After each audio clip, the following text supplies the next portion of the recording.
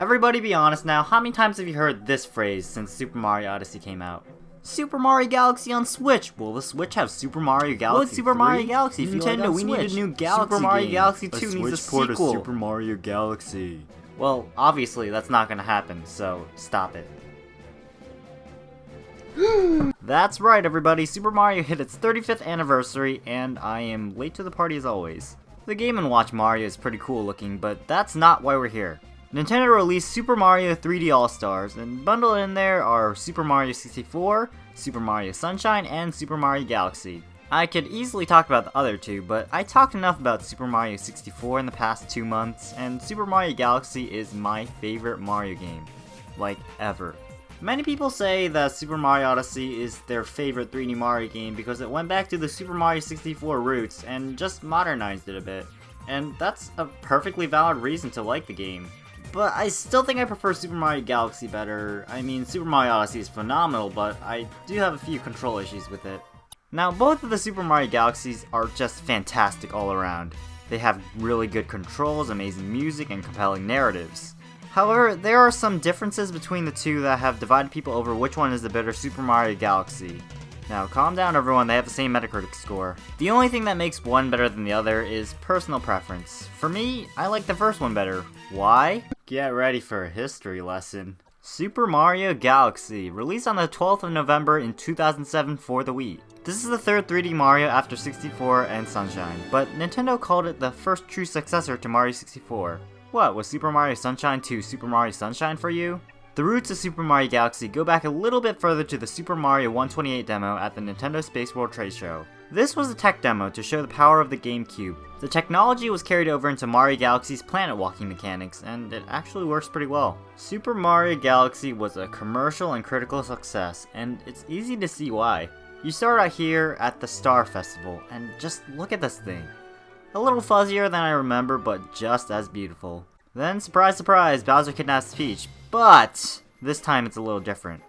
You see, part of the reason why I like the first Super Mario Galaxy so much is because it took itself a bit more seriously than other Mario games, and especially other 3D Mario games. The cutscene that plays is really intense, the constantly changing camera angles give you a sense of urgency, and Bowser actually seems like a legitimate planet-ending threat. Not just chilling with his family on vacation or stealing Mario's girl, but, you know, causing catastrophic damage to the Mushroom Kingdom. And Kamek also sends Mario to a different planet. Wow, this is insane! Mario finds himself on another planet with a bunch of Lumas and Rosalina, who's looking for power stars to power her ship, the Odyssey. Oh, sorry, wrong game.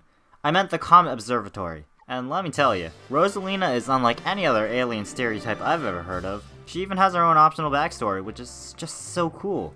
The power stars are scattered on different planets across 91 galaxies, and you will finally be able to save Peach. Screw that! I'm flying through space! This is incredible! Is it any exaggeration to say that this is the best looking Wii game? Mario's moves haven't changed all that much either. You still run around, jump on enemies and stuff, but you got this awesome spinning attack that is activated by twirling the Wii remote.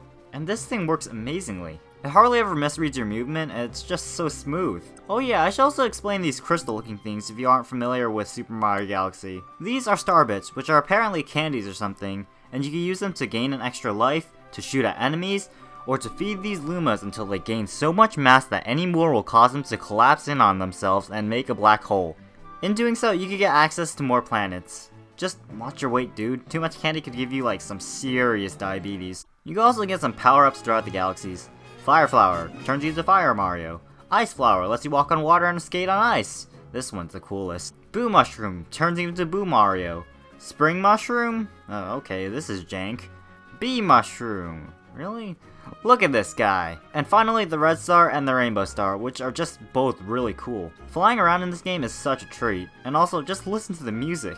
The soundtrack is a bit more intense sounding, and it's orchestrated to give off more of an intergalactic vibe. However, it doesn't lose that quirky, fun-sounding Mario-style music at all. Somebody give Koji Kondo a Grammy or something. There's no way he hasn't won a single award. Is Super Mario Galaxy perfect? No game is perfect, give it a rest. What about Super Mario Galaxy 2? How could one prefer one to the other? Well, Super Mario Galaxy 2 is just like the first one, except it has a whole bunch of new content packed in there. Super Mario Galaxy 2 realized that there were still a lot of things they could do with all of these crazy gravity-defying mechanics. In fact, the reason why people still beg for a third is that this concept still hasn't reached full potential yet. I'm not saying that the first two weren't enough, far from that, but there's just still so much cool stuff to cook up. Super Mario Galaxy 2 started development almost immediately after 1, and it finally released on May 23rd, 2010, which was half a week before Japan had it released. So, the story, it isn't much. Well, they decided to drop the serious tone of the original, which works, but I don't prefer it to the first one. Star Festival, Bowser Kidnaps Peach, and wait, this is the same thing. So this was originally supposed to be an expansion, but the ideas were enough to make a full-blown game, so that's what they did. They just made a bit more Mario Galaxy. Well, this time you just have to stop Bowser from ruling the galaxy, and you do that by traveling on Starship Mario. And look at this level layout. I don't know why they decided to make this game so linear. The first game's world map was like a little solar system, and that made sense. This is a stick. Needless to say, the story was not a huge priority when talking about this game, which is kind of a bummer, because usually the story is the thing that draws me into a game. Screwing around is fun and all, but I just don't feel productive. It just doesn't feel game enough, you know? Honestly, if you just played halfway through Super Mario Galaxy 1, then just picked up 2, you'd probably not be able to tell the difference, which isn't necessarily a bad thing. In fact, since Super Mario Galaxy was so fun, this is just a positive. Going back to linearity, that just describes Super Mario Galaxy 2's feel. Yeah, Super Mario Galaxy was more straightforward than 64 and Sunshine, but you were still allowed to take everything in. I just feel like in here, some mechanics weren't as fleshed out as in the first game. It was a bit more difficult though, which I definitely appreciate. Okay, I can't complain about everything. I still enjoyed this one, of course. The levels were more creative, and there was so much more to do within Starship Mario than in the Comet Observatory.